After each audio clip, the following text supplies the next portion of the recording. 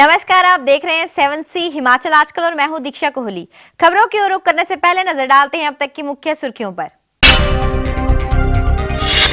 जुब्बल दौरे पर पहुंचे मुख्यमंत्री धूमल ने जुब्बल उत्सव का किया उद्घाटन।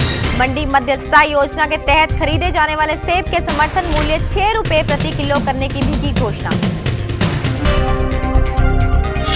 केंद्र सरकार के higher education and research bill सहित कई दूसरे बिलों पर वकीलों में फैला भारी रोष।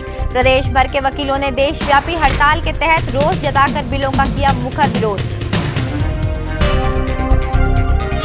भारी बारिश के चलते सोलन में निर्माणाधीन 4 मंजिला इमारत एकाएक ढही। प्रशासनिक अधिकारी व विधायक मौके पर पहुंचे, राहत और बचाव कार्य हुआ तेज। और शिमला के प्रसिद्ध गेयटी थिएटर में अब ब्रिटिश काल के नाटक देख पाएंगे दर्शक। प्रदेश के भाषा व संस्कृति विभाग ने सेना से ब्रिटिश काल के नाटकों की 100 से ज्यादा स्क्रिप्ट की हासिल। और अब खबरें विस्तार से। प्रदेश सरकार ने मंडी मध्यस्थता योजना के तहत खरीदे जाने वाले सेब का समर्थन मूल्य 6 रुपए प्रति किलोग्राम कर दिया है। ये घोषणा मुख्यमंत्री प्रेम कुमार धूमल ने जुब्बल दौरे के दौरान की। अभी तक सेब का समर्थन मूल्य 5.25 रुपए प्रति किलोग्राम था। मुख्यमंत्री ने इस दौरान जुब्बल में 2 करोड़ रुपए की लागत से बने बस स्टैंड, 50 लाख रुपए की लागत से निर्मित पार्किंग और सुंडली में 25 लाख रुपए की लागत से बने हेलीपैड का लोकार्पण भी किया। मुख्यमंत्री ने जुब्बल स्टेडियम में 2 दिवसीय जुब्बल उत्सव का भी शुभारंभ किया। मुख्यमंत्री प्रोफेसर प्रेम कुमार धूमल ने जुब्बल क्षेत्र का दौरा कर मंडी मध्यस्थता योजना के तहत खरीदे जाने वाले सेब का समर्थन मूल्य 5.25 रुपए से बढ़ाकर 6 रुपए प्रति किलोग्राम करने की घोषणा की। जुब्बल पहुंचने पर लोगों ने मुख्यमंत्री का भव्य स्वागत किया। मुख्यमंत्री ने इस दौरान जुब्बल में नवनिर्मित बस स्टैंड, पार्किंग और सुंडली में हेलीपैड का लोकार्पण किया। स्थानीय विधायक एवं बागवानी मंत्री नरेंद्र बरागटा भी उनके साथ थे।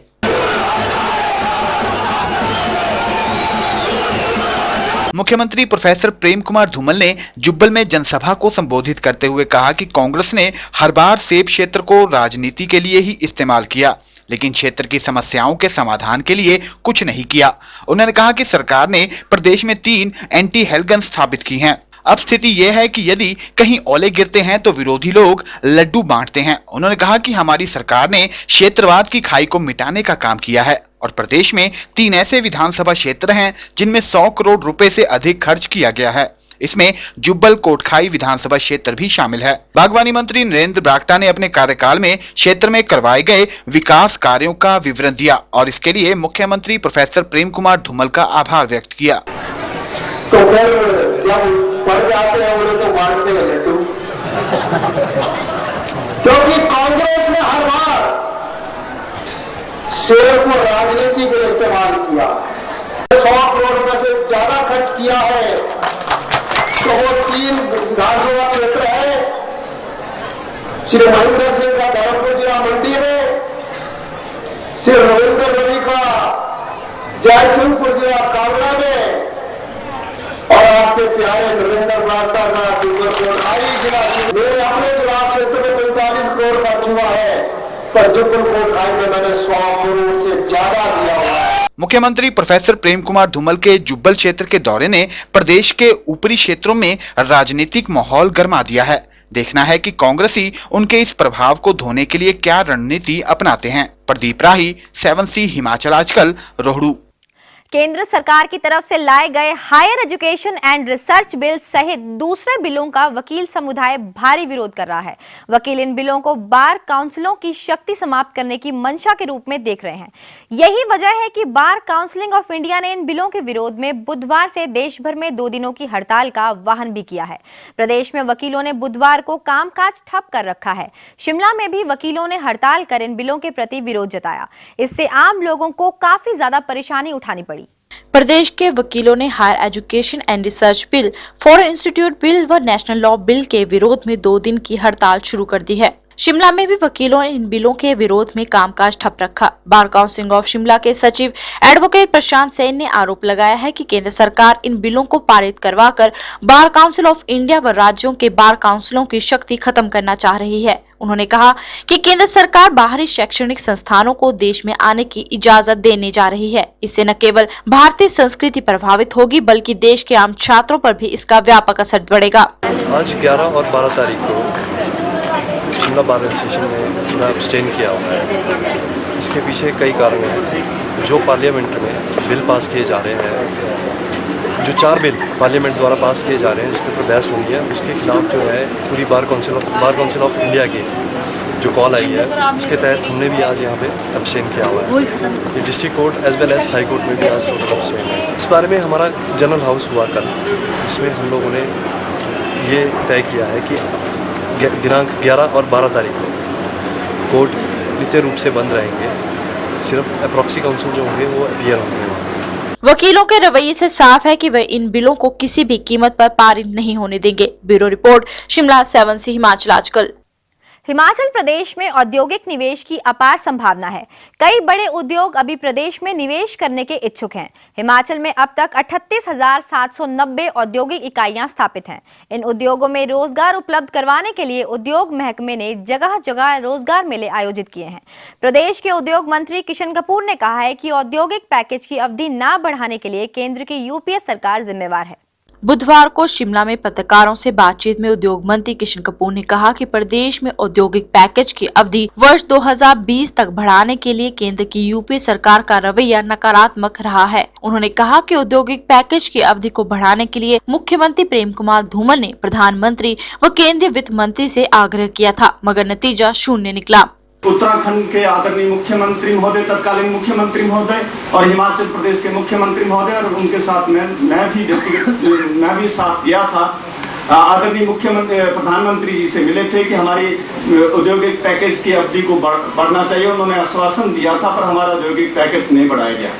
किशन कपूर ने कहा कि अब तक प्रदेश में 37,790 औद्योगिक इकाइयां स्थापित की गई हैं। इन औद्योगिक इकाइयों में अब तक 2,67,000 लोगों को रोजगार मिला है। उन्होंने कहा कि अभी कई बड़े औद्योगिक घराने हिमाचल में निवेश करने की इच्छा रखते हैं, मगर पूर्व कांग्रेस सरकार ने उद्योगों को बढ़ावा देने के लिए कोई ठोस कदम नहीं उठाए हैं। जो हमारा प्रदेश सरकार का कार्यकाल प्रोफेसर प्रेम कुमार धूमल जी के नेतृत्व में 8 जनवरी 2008 से 31 मई 2012 तक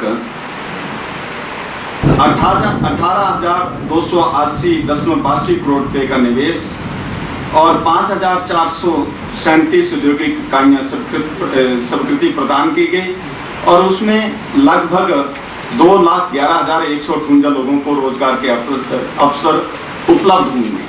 हिमाचल में अधिक उद्योग स्थापित होने से यहाँ के बेरोजगारों के लिए रोजगार के संसाधन भी खुलेंगे। भूपिंदर चौहान, शिमला 7 से हिमाचल आजकल। मजदूर संगठन एटक ने श्रमिकों के मुद्दे को लेकर सोलन में उपायुक्त कार्यालय के बाहर धरना प्रदर्शन किया है। इस दौरान यूनियन के श्रमिकों ने मुद्दों को लेकर एक ज्ञापन उपायुक्त के माध्यम से प्रधानमंत्री और मुख्यमंत्री को भेजा। इस मौके पर एटक के प्रदेश अध्यक्ष जगदीश भारद्वाज ने कहा कि प्रदेश में श्रम कानूनों की खुलेआम धज्जियां उड़ाई जा रही हैं। अखिल भारतीय ट्रेड यूनियन कांग्रेस एटक की तरफ से पूरे भारतवर्ष में महंगाई के विरोध में, श्रम कानूनों की उल्लंघना के विरोध में और जो खाद्य व्यवस्था है और जो वितरण प्रणाली है उसको मजबूत करने के उद्देश्य से और हिमाचल प्रदेश के अंदर उद्योगपतियों का और सत्ताधारी नेताओं का जो गठबंधन है वो इस प्रदेश को दोनों हाथों से लूट रहा है। उद्योगों में तो ये स्थिति है कि जहाँ पर 10 श्रमिक जो है वो स्थायी कार्य कर रहे हैं, स्थायी कंपनी के नौकर है, 90 जो है वो कॉन्ट्रैक्ट पे रखे हैं। किसी तरह का कोई रिकॉर्ड, किसी तरह की कोई बात जो है श्रम विभाग की तरफ से उसको इंश्योर नहीं किया गया है। वन मंत्री खीमीराम शर्मा ने बुधवार को कुटलैहर के भरेड़ा में 35 लाख से बने पुल का उद्घाटन किया है। इस पुल का निर्माण स्वान प्रोजेक्ट के तहत किया गया है और इससे बनने से आसपास के 15 गांवों को फायदा होगा। इसके अलावा वन मंत्री ने झलेड़ा में स्वान प्रोजेक्ट की तरफ से लगाए जागरूकता शिविर में बतौर मुख्य अतिथि शिरकत की। इस दौरान खीमी शर्मा ने कहा कि जापान के सहयोग से चलाए जा रहे स्वान प्रोजेक्ट से स्वान नदी के पास के क्षेत्रों में काफी ज्यादा विकास हुआ है। कार्यक्रम है ये स्वान नदी पर जो प्रोजेक्ट बन रहा है, जो जापान इंटरनेशनल सहयोग एजेंसी के द्वारा जो बनाया जा रहा है और इसमें बहुत सारा काम पहले हो चुका है और आने वाले समय में भी मैं धन्यवाद करना चाहता हूँ हमारे जापान की सरकार का कि उन्होंने आगे के लिए इस प्रोजेक्ट के लिए 215 करोड़ देने की हामी भरी है। प्रदेश में पिछले कुछ दिनों से हो रही भारी बारिश ने तबाही मचानी शुरू कर दी है। ऐसा ही तबाही का एक मंजर सोलन में देखने को मिला। यहां भारी बारिश से 4 मंजिला निर्माणाधीन भवन ढह गया। हादसे के वक्त वहां कुछ मजदूर भी काम कर रहे थे। सोलन के विधायक डॉक्टर राजीव बिंदल और प्रशासनिक अधिकारी तत्काल पुलिस जवानों के साथ मौके पर पहुंचे। फिलहाल मलबे को हटाने का काम किया जा रहा है। सोलन के समीप चंबाघाट रोड पर एक निर्माणाधीन भवन भारी बारिश के चलते गिर गया। यह भवन 4 मंजिला था। बताते चले जिस वक्त यह हादसा हुआ उस समय वहां कुछ मजदूर भी काम कर रहे थे। प्रत्यक्षदर्शियों के मुताबिक यह हादसा शाम करीब 3:30 बजे पेश आया। प्रशासन ने मलबे को हटाने का काम शुरू कर दिया है। यह भवन ऐसी जगह बनाया जा रहा था जो भूस्खलन की दृष्टि से संवेदनशील है। इस दौरान स्थानीय विधायक डॉक्टर राजीव बिंदल भी मौके पर पहुंचे और उन्होंने बचाव कार्य का जायजा लिया। राजीव बिंदल ने इस घटना पर दुख जताते हुए कहा कि सोलन में ऐसे मकानों को चिन्हित किया जाएगा जो कि भूस्खलन वाली जगहों पर बनाए जा रहे हैं। मैं यहाँ से ऑटो में जा रहा था तो जैसे मैंने देखा तो नीचे को पूरी बिल्डिंग नीचे को धस रही थी, तो मैं ऑटो से वहीं उतर गया और नीचे गया तो मैं तब देखा तो वहाँ बिल्डिंग पूरी तरह से नीचे जा चुकी। मैं चंबाघाट से अपने घर की तरफ जा रहा था तो रास्ते में देखा कि सड़सड़ाहट सी हो रही है।